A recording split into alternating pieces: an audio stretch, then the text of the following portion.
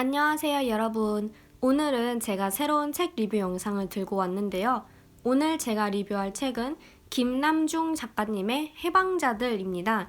출판사는 창비이고요. 이 영상에는 스포가 없습니다. 우선 간단하게 줄거리부터 설명을 드릴게요. 이 책은 크게 진이의 이야기와 소우의 이야기로 나뉘는데요. 우선 진이는 다압이라는 가난한 나라에서 태어나고 자란 여자애입니다. 근데 이 진이는 렌막이라는 나라로 떠나버린 사랑하는 남자와 또 새로운 삶을 찾기 위해서 진다이라는 브로커를 통해 렌막으로 떠나게 됩니다. 선진국으로 알려진 렌막은 사실 사랑과 욕망, 출산이 정부에 의해서 철저히 통제를 받는 나라예요. 그리고 이곳에 사는 소우라는 남자애는 킴이라는 여자애를 좋아하는데 이 때문에 또 비정상 취급을 받습니다. 이제 사랑과 욕망이 철저히 통제를 받다 보니까. 그리고 진이와 소우는 어떤 사건에 휘말리면서 엮이게 되고 결국 억압적인 정부에 대항해 싸우게 됩니다. 사실 이 책은 표지를 보고서 제일 처음에 관심이 갔어요. 일러스트레이터 신모래님이 디자인하신 표지가 너무 예쁘고 이렇게 눈에 확 띄어서 그래서 처음에 관심이 갔었는데, 그러다가 이게 디스토피아 소설이고 그것도 청소년 문학에서의 디스토피아 소설이라고 해서 더 관심이 갔어요.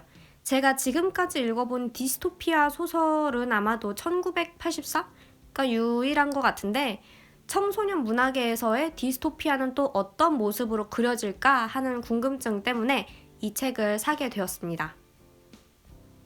정부가 사랑을 검열해도 괜찮은 걸까? 라는 질문이 메인으로 쓰여있기는 하지만 사실 제가 더 중점적으로 봤던 건 이 책에 나온 사회의 구조였어요. 정부가 사랑을 검열해도 괜찮은가? 안 괜찮죠. 그럼 이 책은 정부가 사랑을 검열하는 것이 괜찮지 않다라는 너무나도 자명한 것만을 이야기하고 있는 걸까요? 저는 그렇지 않다고 생각을 했어요. 이 책이 사랑이라는 대상뿐만 아니라 사회 자체에 대한 이야기를 하고 있다라는 생각이 들더라고요. 이 책에 나오는 주요한 두 국가인 다압과 렌막을 보면 다압은 가난한 나라, 렌막은 선진국 혹은 가고 싶은 나라로 나와요. 렌막은 다압으로부터 서비스나 기술직 인력을 들여오고 다압의 수많은 청소년들이 렌막으로 가기 위해 서로 경쟁합니다. 교육은 물론 이 기술 자격 시험, 즉 렌막에서 필요로 하는 것만을 가르치고요. 이렇게 해서 이 시험에서 상위권을 차지한 애들이 렌막으로 떠나는데 거기에서의 삶 또한 그다지 평탄치 않아요. 주어진 일만을 해야 하고요. 결혼이나 사랑 같은 것에서 제한을 받습니다. 그러면은 렌막에서 태어나고 자란 사람들은 모두 행복할까요? 아닙니다. 이들도 렌막 안에서 끊임없이 경쟁을 해요. 돈으로 이제 나뉘는 거죠. 돈을 많이 벌면 그만큼 제한도 덜 받고 사랑이나 결혼도 할 수 있어요. 애들도 많이 낳을 수 있고, 그런데 돈을 많이 못 벌면 결혼도 못하고 제약도 따르죠. 선진국, 가고 싶은 나라, 선망의 대상이었던 렌막도 사실 실제로 들어가 보면 유토피아가 아니에요. 사랑과 욕망이라는 너무나도 당연한 거를 통제하려 드는 비정상적인 국가입니다. 그리고 이 당연한 것들을 통제하려고 하다 보니 비정상적이고 이해가 안 되는 상황들이 곳곳에서 펼쳐집니다. 어디에서 많이 본 구조 아닌가요? 치열한 경쟁을 통해서 선망의 대상이었던 집단 혹은 사회 속에 들어갔다. 하지만 그곳에서도 여전히 차별과 불평등은 존재했고 경쟁은 끊임없이 계속되었다. 교육은 점점 사회에서 원하는 것, 돈을 벌기 위한 것에 치중되고 너무나도 당연하다고 생각했던 가치들이 알고 보니 통제를 받고 있었다. 이 때문에 여기저기서 온갖 문제들이 터진다. 저기 어디 렌막이나 다압 같은 가상세계에서만 일어나는 일은 아니죠. 알고 보면 너무나도 익숙한 일들이에요.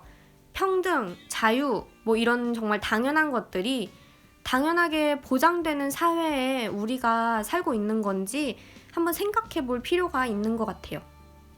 물론 렌막처럼 당신은 사랑을 하면 안 돼. 국가에서 이제 당신의 자유를 제한하겠어. 당신은 평등해선 안 돼. 이렇게 대놓고 눈에 보이게 면전에다 대고 통제하고 억압하려 들지는 않죠. 그랬다가는 너무 반발이 커지니까. 하지만 그렇다고 해서 정말 우리가 100% 자유와 평등을 누리고 사는지, 네, 그거는 한번 생각해 봐야 될 것 같아요. 더 이상은 무서워서 자세히 설명을 못 드리겠네요. 네, 제가 말씀을 안 드려도 대충 제가 어떤 말을 하고자 하는지 짐작하시리라 생각을 해요. 발언의 자유, 표현의 자유. 제가 뭐 반인륜적인 내용을 말하려는 것도 아닌데 왜 이걸 대놓고 말씀드리지 못하는 걸지. 네, 그렇습니다. 그래서 여러모로 마음이 참 무거워지는 소설이었어요. 그리고 이게 청소년 문학인데 제가 만약 청소년 때 중고등학교 때 이걸 읽었다면 꽤나 충격을 받았을 것 같아요. 혹시나 스포가 될까 해서 말씀은 못 드리지만 꽤나 충격적인 공간이 하나 나오고요. 와, 저는 그 공간을 처음 딱 맞닥뜨렸을 때 진짜 뭐야 이랬고, 그리고 후반부에 사실 이거는 네, 좀 그런데 후반부에 좀 불쾌해지는 표현들이 있어요. 그 발언을 한 사람에게 심히 불쾌해지는, 진짜 짜증이 솟구치는 그런 표현들이 덜어 있더라고요. 같은 여자, 같은 사람으로서 진짜 화가 치밀었던 표현이에요. 더불어서 아니 무슨 여자가 애 낳는 도구도 아니고 애 낳는 기계도 아닌데 왜 이딴 말을 하는 건지. 네, 그래서 제가 만약 청소년 때 이걸 읽었다면 많이 좀 충격적이었을 것 같아요. 뭐 그래도 사회적 구조, 국가의 역할에 대해 많은 생각을 하게 하는 책이기 때문에, 그리고 제가 이제 성인이 돼서 어느 정도는 더 시야가 넓어진 상태에서 읽었기 때문에 네, 저는 의미 있는 독서였다고 생각을 합니다. 네, 이렇게 해서 제 리뷰가 끝이 났는데요. 뭐 두껍거나 길지는 않았지만 참 많은 것을 생각하게 해주는 책이었어요. 그리고 꽤 충격이었고, 네, 청소년 문학에서의 디스토피아 소설이 이런 식으로도 그려질 수 있구나라는 생각을 하게 했습니다. 네, 그러면 저는 여기서 이만 영상을 마치도록 하고요. 다음 영상에서 다시 찾아뵙도록 할게요. 영상 봐주셔서 너무 감사하고 저는 다음 영상에서 봬요. 빠이!